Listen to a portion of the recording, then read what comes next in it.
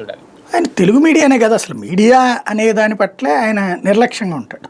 అంటే ఇది ఒకవేళ జాతీయ మీడియా కాన్క్లేవ్ అయితే ఎల్లుండేవాళ్ళు లేదు కదా, ఇంతకుముందు కూడా నేషనల్ మీడియా ఆయన మొత్తం మీద కలిపి ఎలక్షన్స్ ముందు ఆ ప్రవీణ్ ప్రకాష్ ఏదో స్పాన్సర్ చేశాడు ఒకటి, రాజ్దీప్ సర్దేశాయ్ కదా వీళ్ళది ఎవరిదో ఒక టీంది వచ్చింది, వాళ్లే కదా అప్పుడు ఈ స్కూల్స్ గురించి అది స్పాన్సర్షిప్ చేసింది.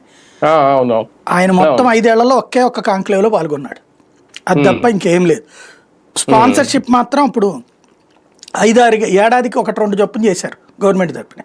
ఎన్ని వీళ్ళు స్పాన్సర్ చేస్తే పిలుస్తారు అంతే, స్పాన్సర్ చేసిన వాళ్ళని పిలుస్తారు, స్పాన్సర్ చేయని వాళ్ళని పిలుస్తారు.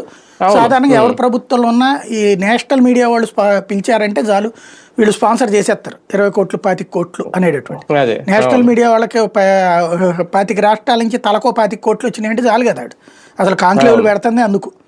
ప్లస్ అక్కడ ఈ పెద్దోళ్ళు వస్తున్నారు కాబట్టి ఆటోమేటిక్ అడ్వర్టైజ్మెంట్ బోర్డింగ్ ఈ సిస్టమ్తో హ్యాపీగా ఒక రకంగా చెప్పాలంటే కాంక్లేవ్లతో బతికేస్తున్నారు, బాగా సంపాదించుకుంటున్నారు.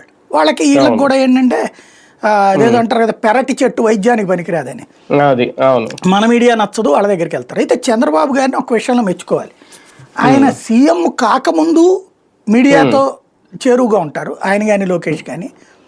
సీఎం అయ్యాక ఇవాళ అధికారంలో ఉన్నప్పుడు కూడా వాటికి అటెండ్ అవడం. వేటు న్యూస్ కాంక్లేవ్ అంటే ఫస్ట్ టైం పెట్టినట్టు, ఇంతకుముందు ఎప్పుడు పెట్టారు, ఫస్ట్ టైం పెట్టారు, దానికి అటెండ్ అవ్వడం అన్నటువంటిది అప్రిషియేట్ చేయాలి. దాంట్లో ఏముంది లేదు, వేటు న్యూస్ అంటే జస్ట్ ఇవి కదా ఇప్పుడు ఒక వెబ్సైట్, అది దానికే అసలు తెలుగులోనే ఒక వెబ్సైట్ ఇలా పెట్టడమే ఫస్ట్ టైం అది. కాబట్టి అలాంటి దానికి అటెండ్ అయ్యారు అంటే గ్రేటే ఆయన. ఇటు ప్రతిపక్షం అటెండ్ కాలేదంటే అలా ఫెయిల్యూర్, అది వాడుకోలేకపోవడం అనేది.